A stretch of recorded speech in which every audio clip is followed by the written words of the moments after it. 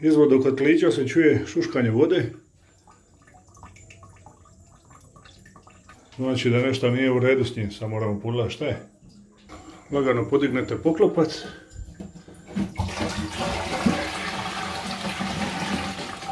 I onda imate ovu zakačku što drži plovak. I nju morate lagano skinuti sa plovka da možete dignuti poklopac. Evo. Vidimo sad gdje je problem.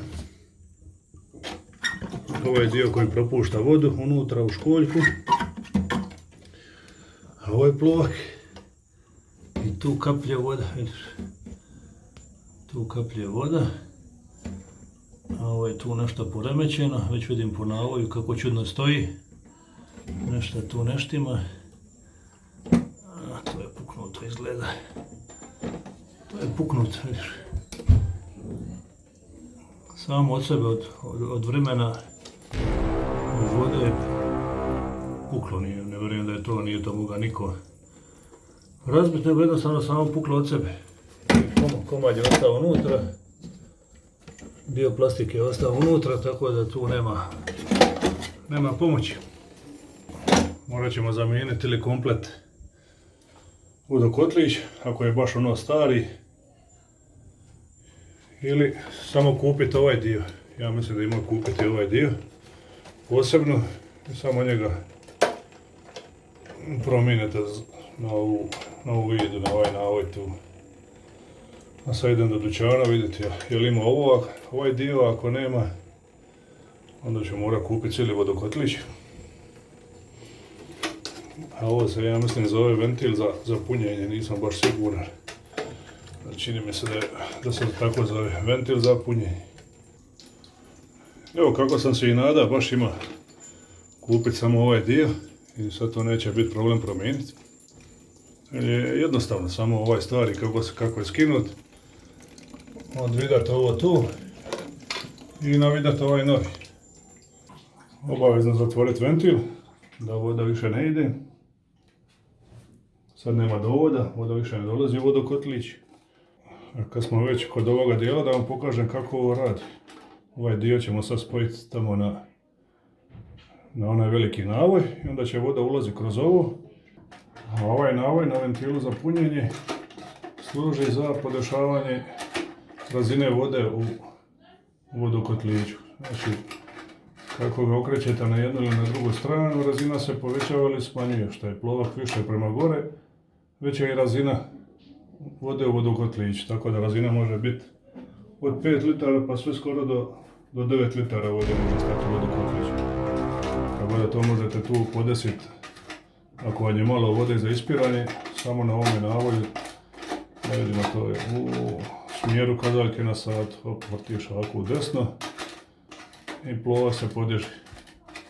Staviš ga na maksimum i onda puni 9 litara, eno piše tamo 9 litara. Ako ga staviš na minimum, skroz do dna, onda da će napuniti 5 litara. I sad idemo skinuti ovaj stari. Da vidimo kako ćemo tu, prvo ćemo odvidati ovaj tu dovod.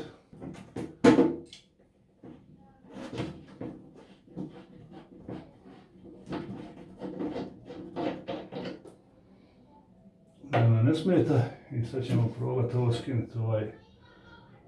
Ovaj dio ima sa dvije strane, ima s jednu stranu ima uložak, maticu koja drži ovaj komplet. I to je isto dobro promijeniti kad mijenjamo već sve skupa. U stvari ne možemo ni ostaviti kad je unutra ostao dio. Sad ćemo skinuti ovaj držač. U smjeru kazaljke na satu.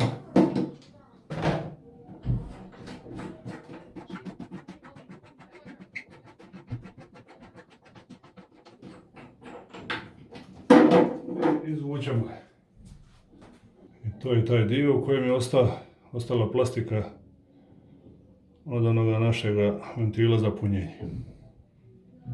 Nadam se da unutra ima, čini mi se da na slici ima.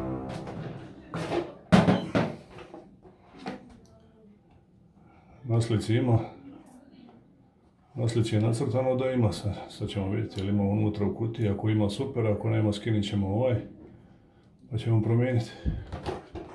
Da vidimo je to isto, ili bar slično, ovaj je malo veći, malo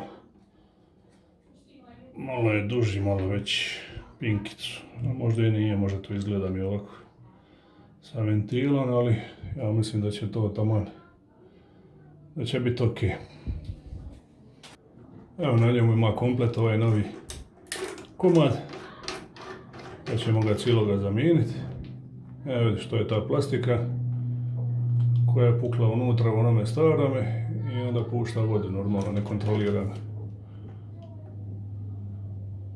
Ništa posebno, ali vidiš to ovdje samo od sebe bez nekog vidljivog razloga. I sad ćemo ovaj dio gurniti tamo s ove strane, a ovu podlošku sa druge strane i onda će stegniti. Na ovoj stijenici će se stegniti dobro i onda to ne može mrdati lijevo desno nigdje. I onda ćemo navidati na ovaj dio.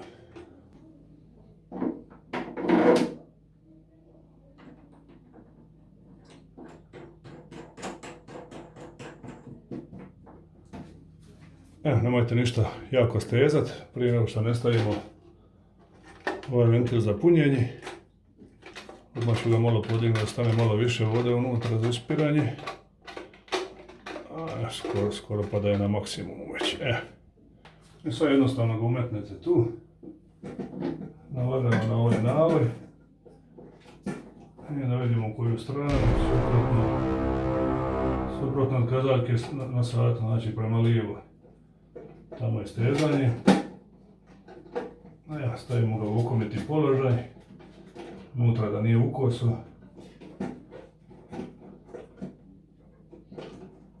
Tu ga dobro stegnete s ove strane. I onda samo malo s druge strane pritegnete. Nemojte previše. Nema potrebe. To je sve plastika, to lagano drži. I to je riješeno. Vratimo ovo čudo.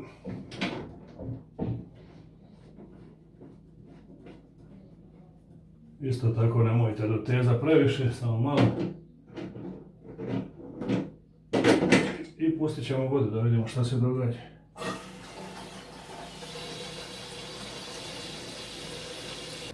Voda više ne kaplje.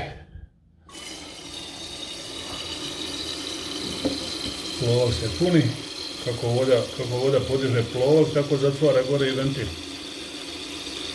I sad kad stisnete ovu ručicu, ona podigne ovaj dio i sva voda ode u školj.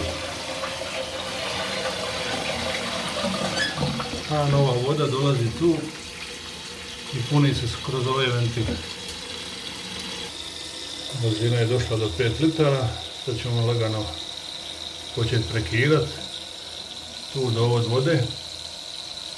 Da vidimo na koliko će to biti. 5, 6, 7, evo ga vidi, skoro do maksimuma. Sad bi on treba prekinuti, ako ne prekine, višak vode može otići kroz ovu cijev dole u školjku, evo. Tako da ne može poplaviti ništa. Voda je prekinuta, više nema dovoda, nigdje nam ne curi voda. I kad ste već skinuli poklopac od vodokotlića, bilo bi dobro isprati vodokotlić. Pogledajte kakva je voda unutra od kamenca, unutra dole se metalo, onaj talog, ona je sve zemlja i kamenac. I to bi bilo dobro isprati, znači treba sad podignuti sa jednom rukom, ne mogu sad zato što snimam, sa jednom rukom podignete ovo skroz gore, a s drugom rukom promiješate dole skroz pred dnu, tako da uspije taj kamenac komplet izaći vanka. Evo ovako, s jednom rukom podignete ovo skroz do kraja, a s drugom rukom dole promiješajte. Nemamo se što dogodi, ne bojte se ništa. Znači, dignete, hop,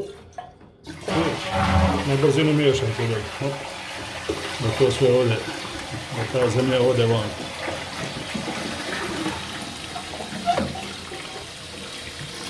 Evo, kako vidite, skoro pa je čisto, još malo ima tu zemlje u kantunima, to ću još jedan put proprat, evo.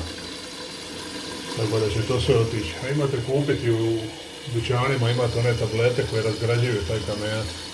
Pa ubacite, jednostavno ubacite tabletu tu i traje danima dok se ne potroši. Poklopac vraćate na suprotan način od skidanja, znači ovaj dio mora doći na ovo, njega možete dobiti jedino ako podignete ga u zrak, ispustite svoju vodu i onda ga stavite na to. Evo ga, stavite ovaj dio ispod, znači ovaj dio u ovaj i sad to drži, ispustite poklopac.